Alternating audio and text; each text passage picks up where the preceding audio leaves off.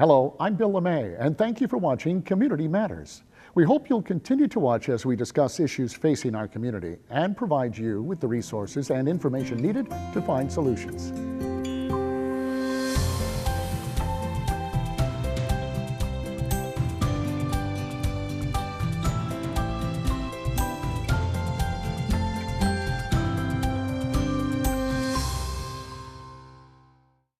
Our topic today is getting a job.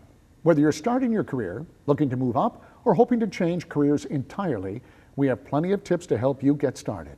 Our first guest is Tracy Jenkins, a certified career transition and academic coach in the Triangle.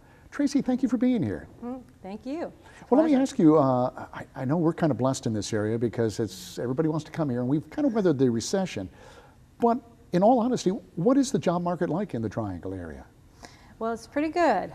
This is a great area to live in. I would say that the areas of education, research, healthcare, and I would say IT, those are great industries to get into in the Triangle. It's wide open largely because we have, universities that greatly support individuals in terms of hiring and then also putting out some highly trained individuals into the job market. So it's a very organic process here in the Triangle and constantly growing. So it's a great place to be. Yeah, it is. It's exciting. So what does a career coach do? Okay, so a career coach generally works with people to help them get to where they want to be in their career. So it takes them from where they are currently to where they want to head. It is largely driven by the client, or the person that I'm working with. Career coaches want to help people align with careers, into careers that reflect what they do best, what they most enjoy doing. And I'm quite passionate about it, and I think once someone gets a great sense of what it is that they do well, it's easier to pivot into what they naturally want to do in terms of a career. So there's a lot of open-ended questioning throughout the process. It is very dynamic and wide open. There's a lot of chance for introspection, self-discovery, self-exploration initially in the process so that you can become reconnected with what it is that you do well. So that's usually the first step in the process. And then it morphs into maybe doing a few assessments around what you value in your career, what motivates you, and then how do you articulate that in written word and then on verbally as well in networking conversations, informational interviewing. We find that informational interviewing is a great way, in addition to submitting resumes, to explore and find and talk with people that are in roles that you are most interested in. So you get a really good feel of what that career might look like and then decide for yourself whether that's something you want to continue to explore or pivot in a different direction based on the feedback that you receive from the person in front of you. So then it moves into how do you articulate that on your resume and on your LinkedIn profile. So it's an arc, so to speak, the transition process. It sounds like it's pretty in-depth. It is. It sounds like I may not really know what I want to do. I just know where I am right now. I'm not very happy. And it sounds like the starting point for you. Is that kind of what it's all about? It absolutely is. And then, the process, once you get a sense of what you do well and how you've shown up in your successes and accomplishments in your past, it kind of helps you kind of provide direction as to where you might want to head. And to do this through online researching, right? So Googling or looking up companies and thinking, okay, so how does this align with what we've just discussed in terms of what I value and where my strengths lie? And then how do I get in front of people and talk to people that are in those roles that I'm interested in so that I get a better sense of, is this a fit for me? What about your clients? Is there a specific group that tend to reach out and use your services more than others?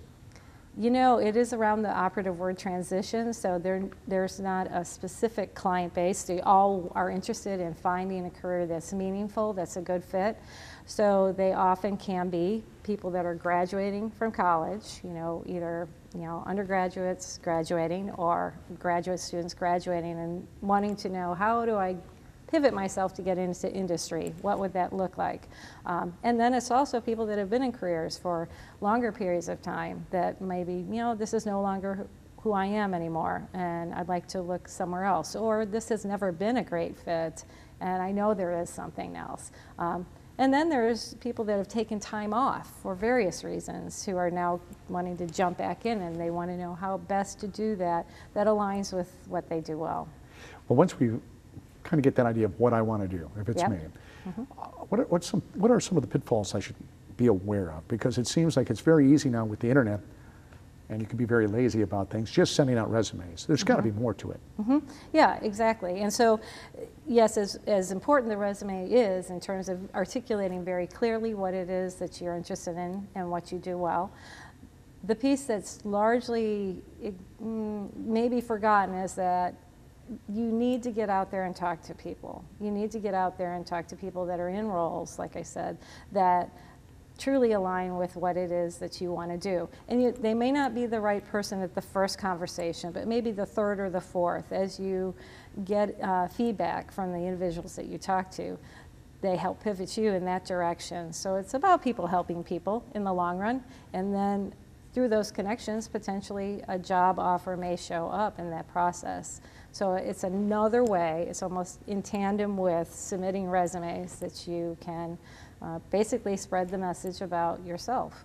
So it is people on people. That's so Yep. important. Absolutely. What about you? I mean, you said at the beginning of the interview you're pretty passionate about this.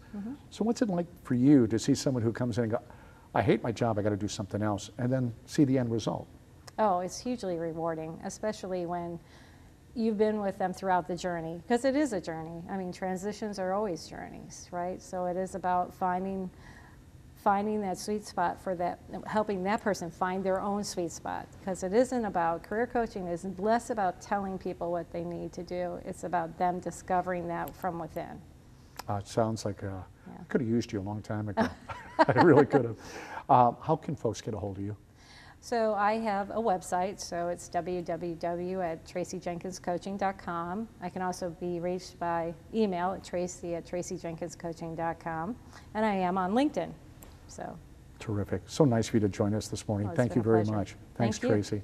Hey, stick around and find out what NC State is doing to help students and alumni build their careers. That's coming up next.